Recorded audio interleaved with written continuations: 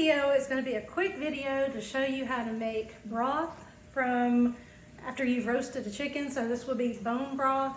I like to do this because it is really nutritious. There's a lot of collagen that comes from the bones after you do this. So this is the first step. I want you to see, like, this is just a roasted chicken. It's been cooking. I think I put this on around 9 o'clock. Took it out at about 12:30. So what is that? 3.5 hours or so. It probably didn't need to cook that long, but it was while we were at church.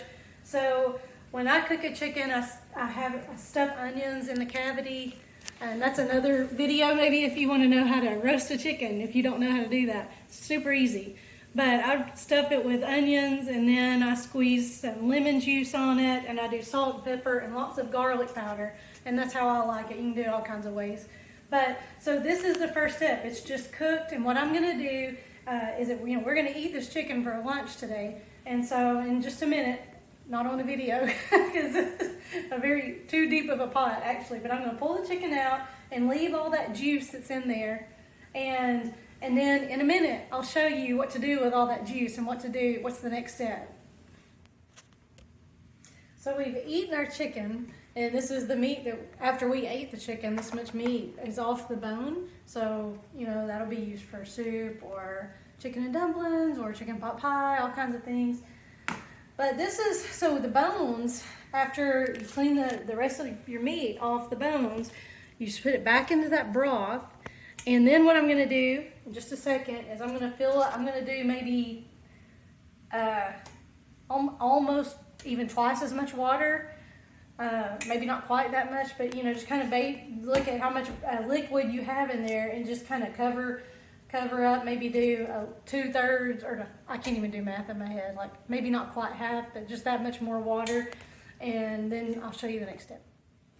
So I mentioned chicken and dumplings, you can use the leftover meat, and so that reminded me to go back and watch that video if you haven't watched a video about how to make chicken and dumplings.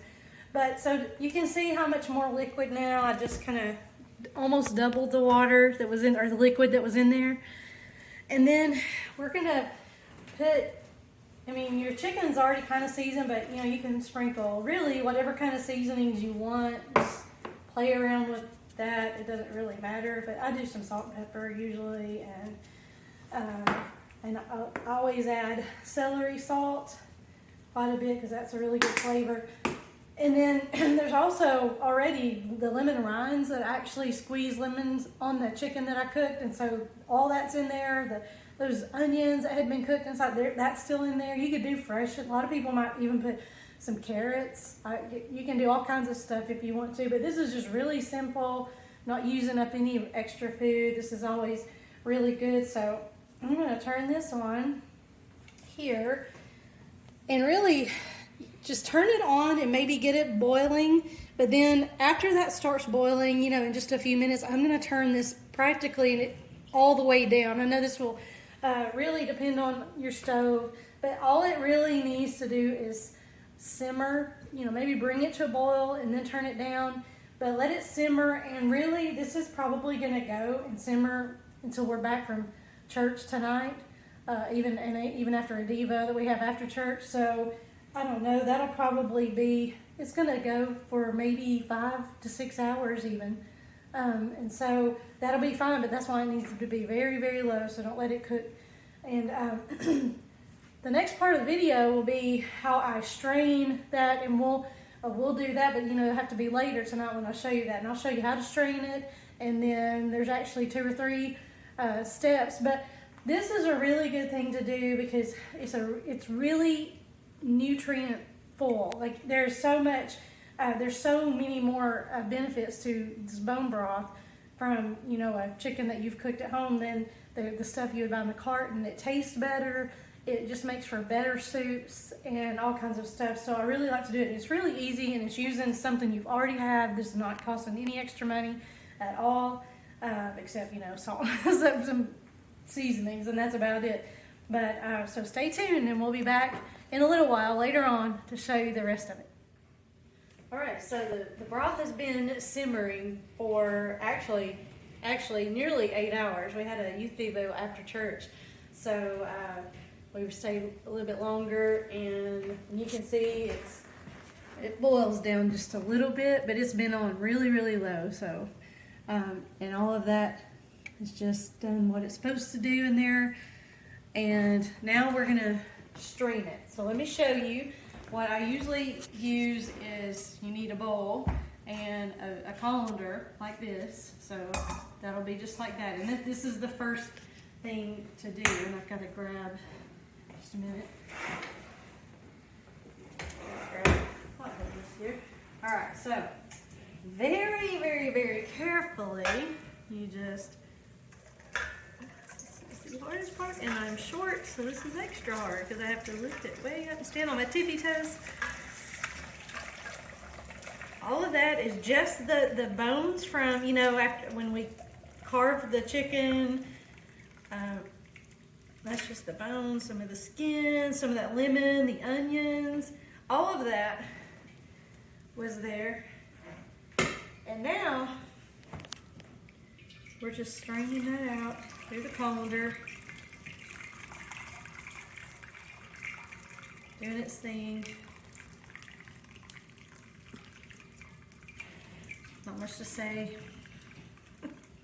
I need to say something, but I don't. Not much to say here.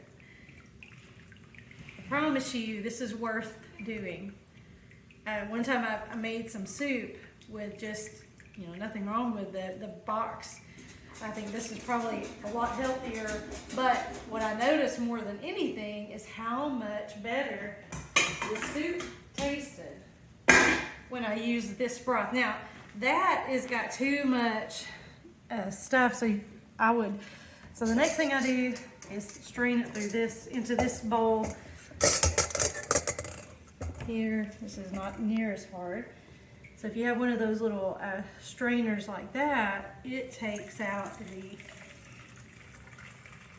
the little bits of meat and things like that that are left in there after you run it through the colander. So, and there's that part. I'm gonna just try to get that, and then you can see. You can kind of see how clear, how much, you know, clearer that is right there. I'll scoot it onto this pot. And so what I'm going to do, I've got a lid here that I'm going to put, not that one, this one. I'm going to put that on that, and that's all there is to it. This will sit in the refrigerator till tomorrow or the next day. I've even waited till the day after the next day. So, you know, so like as long as this is Sunday, so as long as by Tuesday or maybe even Wednesday, it's what will happen is that it's going to congeal. It doesn't always congeal very much, but a lot of times it will be just like almost like a jelly. Sometimes it doesn't quite. I don't know the difference. I really don't know, but I know that sometimes it is like a jelly that you will scoop. But what was going to happen is that what fat is in there will come up to the top, and it will make like a white covering on top of that. So what I do is kind of break that off. I throw it away. There's probably a good use for that. I don't know yet. I need to find out. But so I do that, and then I will scoop it into little bags. But we may record that too. I don't know. But if that's all there is to it, you know, put 2 cups into a little Ziploc bag after it sits in the refrigerator and congeals like it needs to, and then freeze it, and then you just open up those bags, or you know, you can store it any way you want to, or however many amounts in the freezer, but you could do that in little bags and use it in whatever soups and all kinds of things. So it's super, super good. And so we want you to like and subscribe for these videos. And I'll do a lot more. I've got all kinds of ideas that I want to just show you in case you don't know how to do something. And this is stuff that has been useful to me for a long time. So like and subscribe.